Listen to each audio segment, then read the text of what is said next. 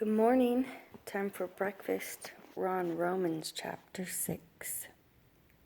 What then shall we say? Shall we continue in sin till let favor increase? Let it not be. How shall we, who died into sin, still live in it? Or do you not know that as many of us as were immersed into Messiah Yeshua were immersed into his death? We were therefore buried with him through immersion into death, that as Messiah was raised from the dead by the esteem of the Father, so also we should walk in newness of life. For if we have come to be grown together in the likeness of his death, we shall be also of the resurrection. Knowing this, that our old man was impaled with him, so that the body of sin might be rendered powerless to serve sin no longer. For he who has died has been made right from sin.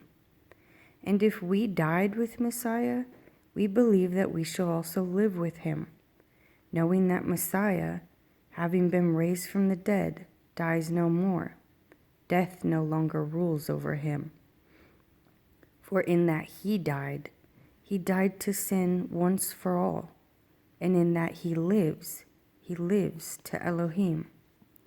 So you also reckon yourselves to be dead indeed to sin, but alive to Elohim in Messiah Yeshua our Master.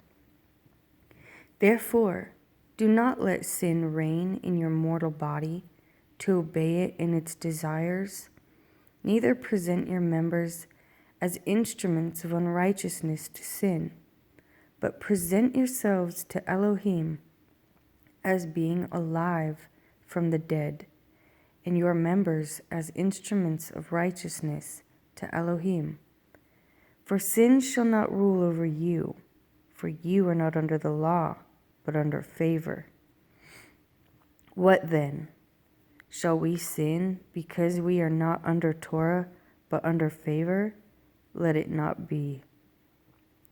Do you not know that to whom you present yourselves servants for obedience, you are servants of the one whom you obey, whether of sin to death or of obedience to righteousness?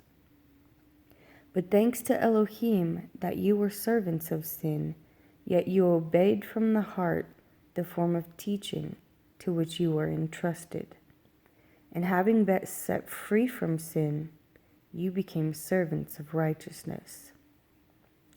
I speak as a man because of the weakness of your flesh. For even as you did present your members as servants of uncleanness and of lawlessness, resulting in lawlessness, so now present your members as servants of righteousness, resulting in set-apartness. For when you were servants of sin, you were free from righteousness.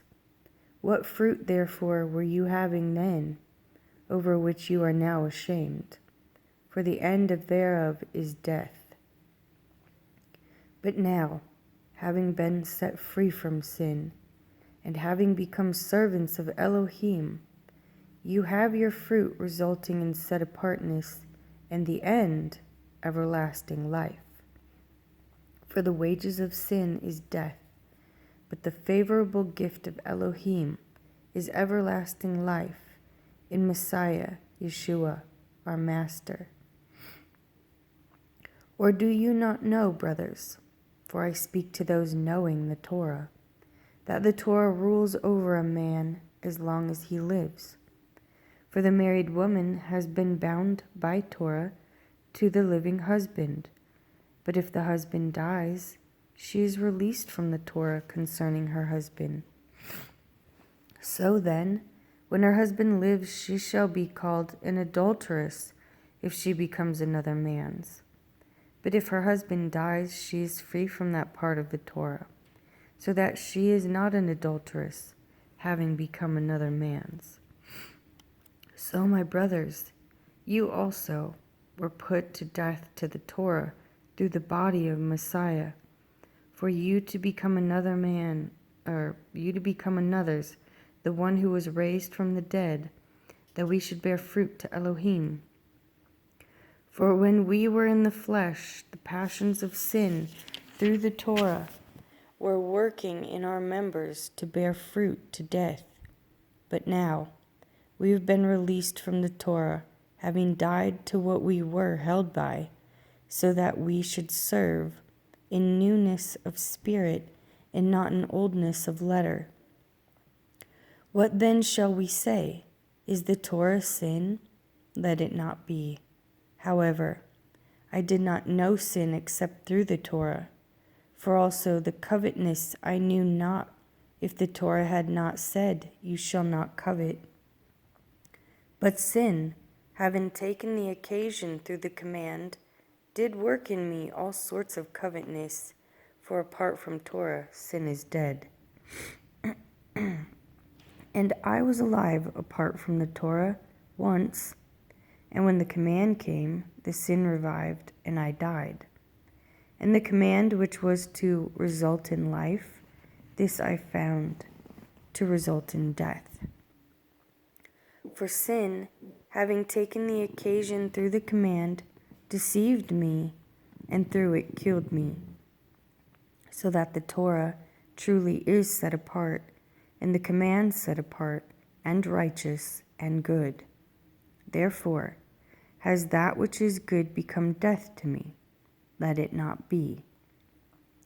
But the sin, that sin might be manifest, was working death in me through what is good, so that sin through the command might become an exceedingly great sinner. For we know that the Torah is spiritual, but I am fleshly, sold under sin. For what I work, I know not. For what I wish, that I do not practice. But what I hate, that I do. But if I do what I do not wish, I agree with the Torah that it is good. And now it is no longer I that work it, but the sin dwelling in me. For I know that in me, that is in my flesh, dwells no good. For to wish is to present with me, but to work the good I do not find. For the good that I wish to do, I do not do, but the evil I do not wish to do, this I practice. And if I do that which I do not wish, it is no longer I who work it, but the sin dwelling in me. I find therefore this law, that when I wish to do the good, that the evil is present with me. For I delight in the Torah of Elohim, according to the inward man. But I see another Torah in my members, battling against the Torah in my mind, and bringing me into captivity to the Torah of sin, which is in my members. Wretched man that I am, who shall deliver me from this body of death? Thanks to Elohim, through Yeshua Messiah our Master. So then, with the mind I myself truly serve the Torah of Elohim, but with the flesh, the Torah of sin.